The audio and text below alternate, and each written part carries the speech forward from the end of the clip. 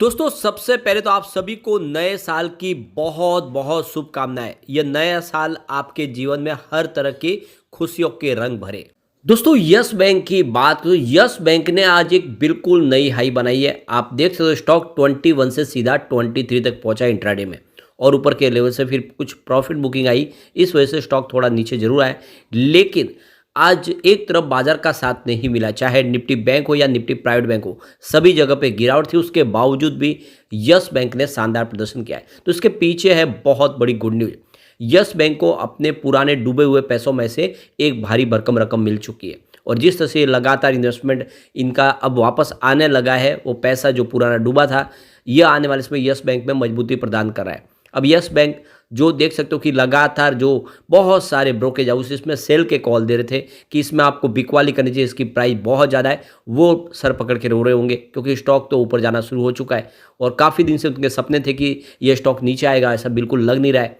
तो क्या आने वाले समय अपनी ये पुरानी हाई यानी जो 400 का टारगेट उसको टच कर सकता है। तो यहाँ पे एमडी प्रशांत कुमार की तरफ से जो बड़ा बयान निकल रहा है वो काफ़ी मायने रखता है यस बैंक की सेहत के लिए। उसको जानेंगे इस वीडियो के माध्यम से और एक्सपर्ट की क्या राय है इस स्टॉक को लेकर। लेकिन फ्रेंड उससे पहले अगर आप पहली बार हमारे चैनल पे आए तो चैनल को सब्सक्राइब कर दीजिए, एक बेल आइकॉन दबा दीजिए ताकि जब भी नया वीडियो बने पहला नोटिफिकेशन आपको मिले। वीडियो पसंद आए तो लाइक से जरूर कीजिए। चलो फ्रेंड्स वीडियो स्टार्ट करते हैं। मैं हूँ आपका दोस्त एस बी दवे और हमारे अपने चैनल ऑनलाइन कमाई में आपका बहुत बहुत स्वागत है। सबसे पहले निफ्टी बैंक की बात कर ले तो आज 48,234 के स्तर पे क्लोजिंग थी, जहाँ पे 57 पॉइंट की गिरावट थी, यानी 0.12% की गिरावट निफ्टी बैंक में। निफ्टी बैंक आज कमजोर था और निफ्टी प्राइवेट बैंक में भी गिरावट थी। 24,855 के स्तर पे 0.082% की गिरावट थी। तो निफ्टी प्राइवेट बैंक में गिरावट निफ्टी बैंक के मुकाबले कम जरूर थी, लेकिन थोड़ी सी गिरावट। और नतीजा है कि यस बैंक में भी जो बड़ी तेजी के बाद ऊपर से कुछ प्रॉफिट बुकिंग देखने को मिली क्योंकि पूरा सेक्टर दबाव में था। तो यस बैंक के स्टॉक की शुरुआत हुई पॉजिटिव 21.50 पर और क्लोजिंग थी फ्राइडे की 21.45 के आसपास।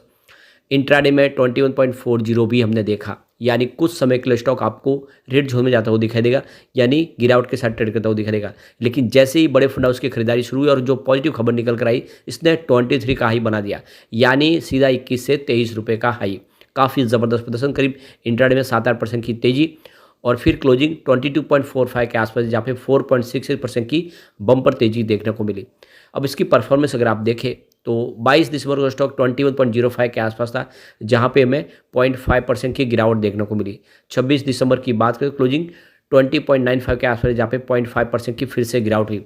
और 27 दिसंबर की अगर बात करें तो क्लोजिंग 20.95 के आसपास रही, जहाँ पे कोई भी अप डाउन देखने को नहीं मिला। और 28 दिसंबर की बात करें तो क्लोजिंग 20.85 के आसपास थी, जहाँ पे 0.5% की गिरावट हुई। तो दबाव का माहौल बना हुआ था पिछले 4-5 ट्रेडिंग सेशन से, लेकिन 29 दिसंबर को इसमें पूरा माहौल बदला और स्टॉक में अच्छी खासी तेजी बनी। 21.45 के आसपास स्टॉक आया, जहाँ पे 2.9% की तेजी बनी। और ये दूसरा ट्रेडिंग सेशन है जिसमें हमने शानदार तेजी देखी और 2 ट्रेडिंग सेशन में लगभग 10% के आसपास तेजी बनी। और आज वॉल्यूम में बहुत ज़बरदस्त उछाल देखने को मिला। पिछले एक महीने पहले इसका 34 करोड़ का वॉल्यूम था, 10 करोड़ की डीले उठाई गई थी। 1 वीक पहले 19 करोड़ का वॉल्यूम हुआ था, 6 करोड़ की डीले उठाई गई थी। और फ्राइडे को 28 करोड़ का वॉल्यूम हुआ था, 9 करोड़ की डीले उठाई गई थी, लेकिन आज 68 करोड़ का ज़बरदस्त वॉल्यूम हुआ।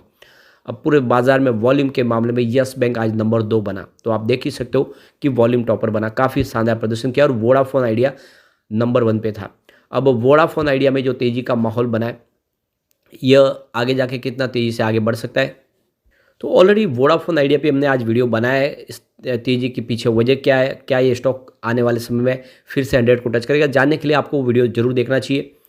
अब यहाँ पे सबसे जो बड़ी बात है कि इसका परफॉर्मेंस देख ही सकते हो कि आज इसने 23 का नया हाई बनाया, क्योंकि 23.05 की पुरानी हाई है, तो उस लेवल पे आज पहुँच चुका है स्टॉक। तो काफ़ी अच्छा प्रदर्शन है, लेकिन अभी 5.65 इसका जो ऑल टाइम लो है, लेकिन हाई 404 का है। क्या उस लेवल तक स्टॉक जा सकता है? तो पॉसिबिलिटी बहुत ज़्यादा है कि ये आने वाले समय उस लेवल तक जा सकता है। अब आप देख लो कि पिछले 3 महीनों में 30% का शानदार प्रदर्शन किया है यस बैंक के स्टॉक ने। तो देख सकते हो कि ये जो बड़ी खबर निकल कर आई, तो रविवार के दिन बाजार को जो जानकारी दी गई यस बैंक की तरफ से कि उनको ट्रस्ट से 150 करोड़ रुपए की रकम मिली है। यह 17 दिसंबर 2022 को जेसी फ्लावर्स एआरसी को एनपीए पोर्टफोलियो की बिक्री के बाद मिली है। तो जो उन्होंने 48,000 करोड़ का जो एनपीए था जेसी फ्लावर्स को बेचा है उसके बाद में जो रिकवरी हो रही है उसमें से अब 150 करोड़ की रकम इनको मिल चुकी है और इसने एक पॉजिटिव माहौल बनाया है। अब यस बैंक का मार्केट कैप देखें तो 66,000 करोड़ तक पहुंच गया। आप देख सकते हो तेजी से इसका मार्केट कैप बढ़ रहा है और मजबूत हो रही है यस बैंक।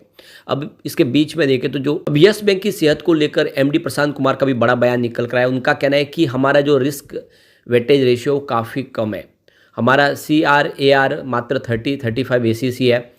और उनका कहना है कि NBFC का जो प्रॉब्लम है जिस तरह से नॉन बैंकिंग फाइनेंस कंपनियों के लिए रिस्क जो रेशियो काफ़ी बड़ा है, हमारा ऐसी कोई संभावना नहीं है, हमारा रिस्क रेशियो बिल्कुल कंट्रोल में है और इसीलिए हमें कोई चिंता की बात नहीं है।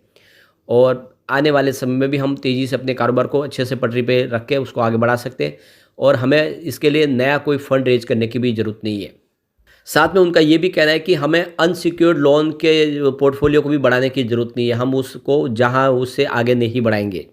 फिलहाल हमारी जो भी रिक्वायरमेंट है वो माइक्रो फाइनेंस इंस्टीट्यूशन से पूरी हो रही है, वहाँ से हमारा जो पोर्टफोलियो एक अच्छा मजबूत बन रहा है और हमारी लोन बुक काफ़ी अच्छी हो रही है और इसीलिए हमें और कहीं पे दूसरी तकलीफ में जाने की ज़रूरत नहीं है। हम अपने पोर्टफोलियो को अच्छे से एक मैनेज करके चल रहे हैं जिससे आने वाले समय यस बैंक की सेहत में किसी प्रकार की कोई कमी नहीं आएगी और कोई प्रॉब्लम नहीं रहेगी। यानी एक तरह से देखें तो यस बैंक को बहुत ज़्यादा सेफ और सिक्योर कर लिया है प्रशांत कुमार ने और आने वाले समय में जो पहले प्रॉब्लम वैसी प्रॉब्लम की फिलहाल संभावना बिल्कुल नहीं दिख रही है। तो कुल मिला के यस बैंक की सेहत सुधर रही है, पुराना NPA रिकवर हो रहा है, आने वाले समय यस बैंक के दिन पलट सकते हैं। और इसी को लेकर आप देखें तो जो प्रकाश गाबा है मार्केट एक्सपर्ट, उनके हिसाब से इन्होंने कहा है कि आपको इस लेवल पे खरीदारी करनी चाहिए।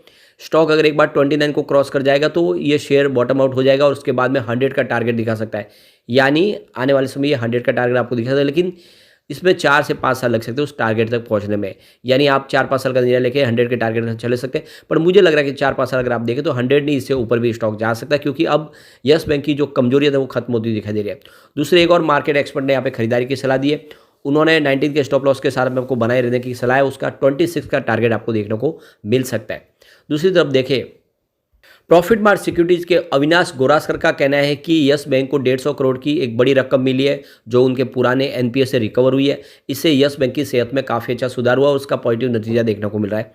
दूसरी तरफ चॉइस ब्रोकिंग के तरफ से देखें तो यहाँ पे सुमित बगड़िया का कहना है कि यस बैंक इस समय चार्ट पैटर्न में पॉजिटिव दिखाई दे रहा है और आने वाले समय ये बहुत जल्द 26 तक जा सकता है।